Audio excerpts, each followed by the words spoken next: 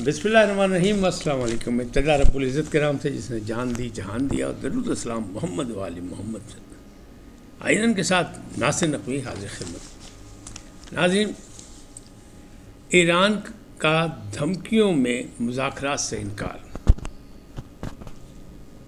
जंग बंदी की कोशिशों में तेज़ियाँ आ गई,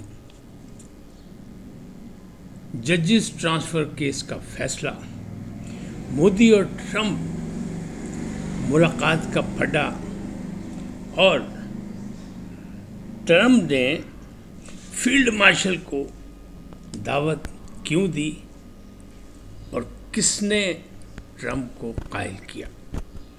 इन तमाम बातों पर गुफ्तगू करूँगा, लेकिन पहले आपसे गुजारिश का है इनको सब्सक्राइब करें, लाइक करें और घंटी का बटन दबाना भूलें, बल्कि अपनी कीमती राय का इजहार अपनी शख्सियत के मुताबिक करें। जी नाज़रीन, ईरान का धमकियों में मुज़ाकरात से इनकार। पहली बात, ईरान और ईरानी क़यादत ने साफ कहा कि सदर ट्रंप धमकियां दे रहे हैं और गैर मशरूत सिलेंडर कहने को कर रहे हैं, लेकिन हम सिलेंडर नहीं करेंगे, हम मुज़ाकरात नहीं करेंगे। मुज़ाकरात हो रहे थे जिस वक्त इसराइल ने हम पर हमला किया। हम सिर्फ दफ़ा कर रहे हैं और दफ़ा हमारा हक़ है। अब सूरत हाल जो है वो ख़राब क्यों हो रही है कि इसराइल भी चाहता है कि किसी तरीके से ये जंग बंदी हो जाए। लिहाजा अमेरिका तो उनके कहने पे जंग में दाखिल नहीं हो रहा, ना ही हो सकता है, क्योंकि कांग्रेस जब तक इजाज़त नहीं देगी जंग में दाखिल नहीं हो सकता।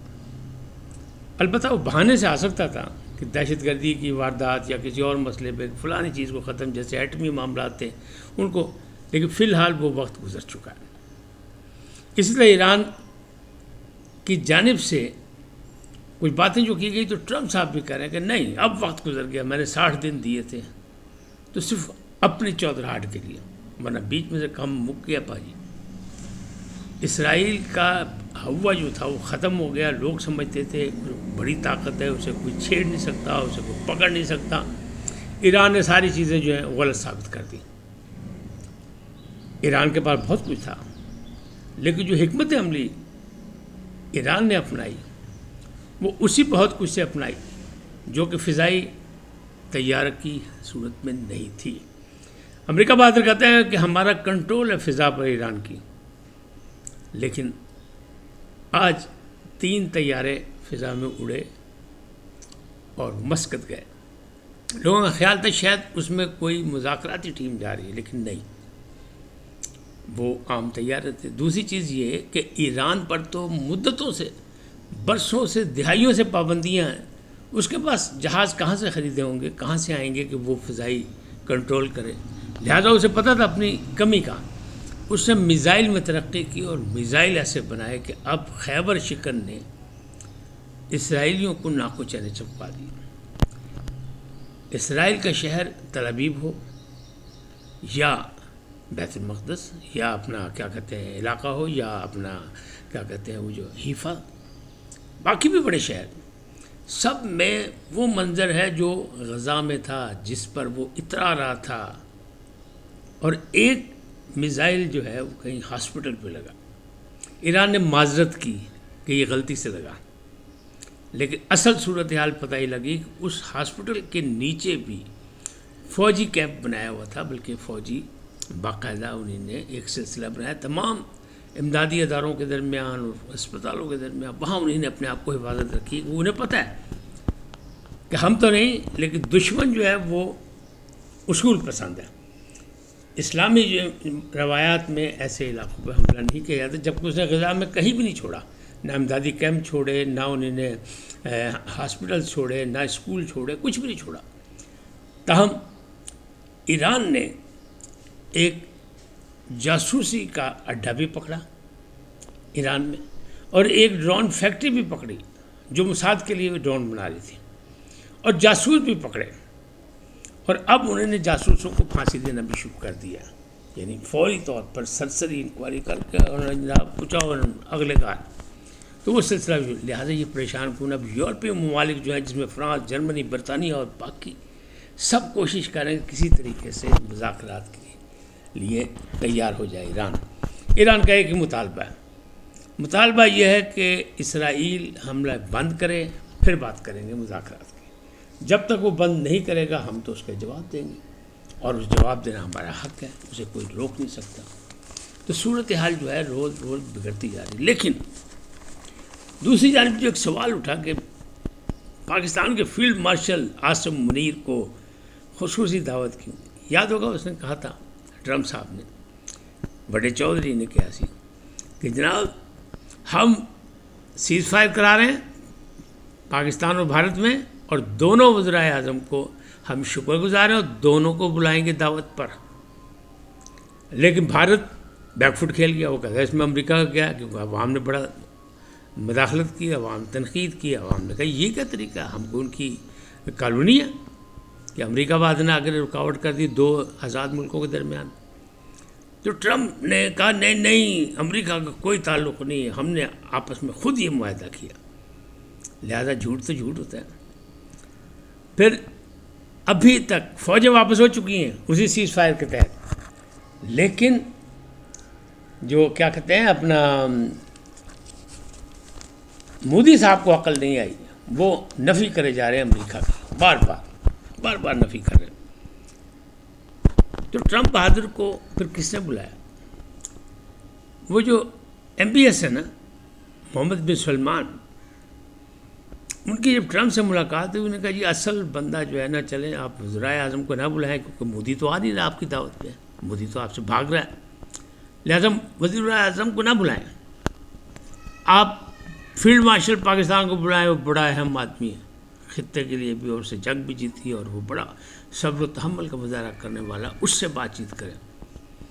تو MBS کے کہنے پر جناب ٹرمپ صاحب کو بلانا پڑا، اور اب بار بار تعریف کر رہے ہیں، وہ کریں کہ بڑے عظیم آدمی ہیں، بلکہ فیلڈ مارشل کے میری دعوت قبول کرنا میرے لیے اعزاز ہے، وہ یہ کہہ رہے ہیں، پاکستان کو بڑی اہمیت دے رہے ہیں۔ تو بھارت میں اس وقت واویلا مچا ہے، سب ماتم بچھی کہ یہ کیا ہوا، تنہا تو ہم نے پاکستان کو کرنا تھا لیکن تنہا بھارت ہو گیا، یہ کیا چکر ہے۔ G7 سے مودی صاحب جس طرح بھاگے اور ٹرمپ سے ملاقات کا پھڈا بھی ہو گیا، نہیں ہوئی ملاقات، کیوں کہ G7 میں پہلے تو انہوں نے کینیڈین حکومت ان کو دعوت نامہ تاخیر سے بھیجا، جان بوجھ کے، کیونکہ انہیں پتہ تھا کہ وہاں سکھوں کا جو قتل کیا، سکھ رہنماؤں کا قتل کیا، اس میں بھارت ملوث ہے، لہٰذا انہوں نے تاخیری حربے استعمال کی، بعد میں انہیں دعوت دی، اور پھر جب انہوں نے دعوت دے دی تو پھر مودی صاحب تاخیری حربے کر کے لیٹ پہنچے۔ جب وہ لیٹ پہنچے تو ملاقات نہیں ہو سکتی، حالانکہ ملاقات ہونی تھی۔ اور دوسری جانب یہ جنگ نے اتنی اہمیت اختیار کر لی کہ انہیں بھاگنا پڑ گیا، کس کو؟ اپنا ٹرمپ صاحب کو واپس، تو وہ وقت سے پہلے چلے گئے، تب بھائی ملاقات نہیں ہو سکی۔ پھر انہوں نے کہا ہم ٹیلی فون پہ بات کر لیں گے، بڑے لوگوں کا ہوتا ہے، پھر چلو جی گل ٹیلی فون پہ ہو جائے گی۔ تو ٹیلی فون پہ بات کرنا ہی پسند کی مودی صاحب نے، اس لیے کہ مودی صاحب کو پتہ تھا کہ جس طرح انہوں نے ٹرمپ کی نفی کی ہے، امریکہ کی نفی کی ہے، تو اگر 1 to 1 ملاقات ہوگی تو یوکرائن کے صدر کے ساتھ جو ٹرمپ نے کیا ہے وہی رویہ ان کے ساتھ بھی ہوگا، تو بھائی پھڈا بچ جائے گا، لہٰذا وہ دور ہو گئے، بھاگ گئے۔ اب بات کرتے ہیں کہ یہ جو ججز ٹرانسفر کا مسئلہ کیس تھا، 5 رکنی عدالت نے سنا، آئین بینچ نے، اور 5 رکنی عدالت میں 2-3 کا فیصلہ آ گیا کہ ججز کی ٹرانسفر ٹھیک ہے، ان کی سینیٹری کا مسئلہ باقی جو ہے وہ صدر صاحب طے کریں۔ تو یہ بھی جنہوں نے درخواست دی تھی، جس میں پارٹی بنے تھے، اپنا PTI بھی تھی، تو یقینی بات ہے کہ وہ ان کے حق میں نہیں گیا۔ تو ابھی تک عمران صاحب کے حق میں کوئی فیصلہ نہیں جا رہا، تحریک انہوں نے احتجاجی ملتوی کر دیا۔ جنرل عاصم منیر اور صدر ٹرمپ کی ملاقات میں بڑے دعوے کیے جا رہے تھے، میں نے کل بھی ذکر کیا تھا، لیکن وہاں ایران جنگ کی تو بات ہوئی، اس میں موقع بیان کیا عاصم نے کہ ہم ان کے ساتھ ہیں اور ان کے ساتھ زیادتی ہوئی ہے اور ہم ان کے ساتھ رہیں گے۔ اب اس کو تروڑ مروڑ کے دائیں بائیں ان کے خلاف استعمال کیا جا رہا ہے کہ جناب یہ بات ہوئی اور یہ ہوا اور وہ ہوا وہ، لیکن اصل حقائق یہ نہیں ہے۔ بلکہ ٹرمپ نے تو یہ کہہ دیا کہ ہم تجارت میں بھی، سیاست میں بھی، تعلقات میں بھی ہر لحاظ سے پاکستان کو اپنے قریب لانا چاہتے ہیں، اور ایک بڑی تجارت کے لیے ہم ڈیل کر رہے ہیں۔ معدنیات کے حوالے سے عاصم منیر صاحب نے ان کو آفر تھی کہ ٹریلین کا کاروبار ہو سکتا ہے، اور آئیں بات کرتے ہیں، کام کرتے ہیں، تو اس کی فائنلائز جب ہوگا تو پھر دستخط ہوں گے صدر ٹرمپ اور وزیر اعظم شہباز شریف جائیں گے وہاں دورے پہ، پھر ان کی موجودگی میں سارے دستخط ہوں گے، معاہدہ طے ہوگا۔ تو ایسے یہ کہنا کہ کسی کو کم کسی کو زیادہ، پاکستانی قیادت کی بھی تعریف کر رہے ٹرمپ، تاہم ٹرمپ بھی قابل اعتبار نہیں، کیونکہ ان کا پتہ کوئی نہیں کہ کس وقت وہ کیا کرتے ہیں۔ لہذا پاکستان کو وہ کہتے ہیں نا کہ ہوشیار باش، ہوش و حواس میں رہنا پڑے گا۔ بہت اچھے ہیں، بڑا اچھا زورانہ ہوا ہے، 1 گھنٹے کی ملاقات تھی، 2 گھنٹے میں چلی گئی، یعنی اتنے اچھے تعلقات، اتنی اچھی باتیں ہوئیں، لیکن اس سے کسی غلط فہمی کا شکار نہیں ہونا چاہیے، کیونکہ سپر پاور ٹھیکیدار چودھری وڈا چودھری تو وڈا چودھری ہوتا ہے۔ اس وقت تک اتنے ہی، پھر ملیں گے نئے موضوع کے ساتھ۔ جاتے جاتے آپ سے درخواست آئی ہے ان کو سبسکرائب کریں، لائک کریں، گھنٹی کا بٹن دبانا بھولیں، اور اپنی قیمتی رائے کا اظہار اپنی شخصیت کے مطابق کریں۔ سدا سلامت رہیں، اللہ نگہبان۔ لیکن پہلے پاکستان زندہ باد، پاک افواج پائندہ باد، سلامت رہیں۔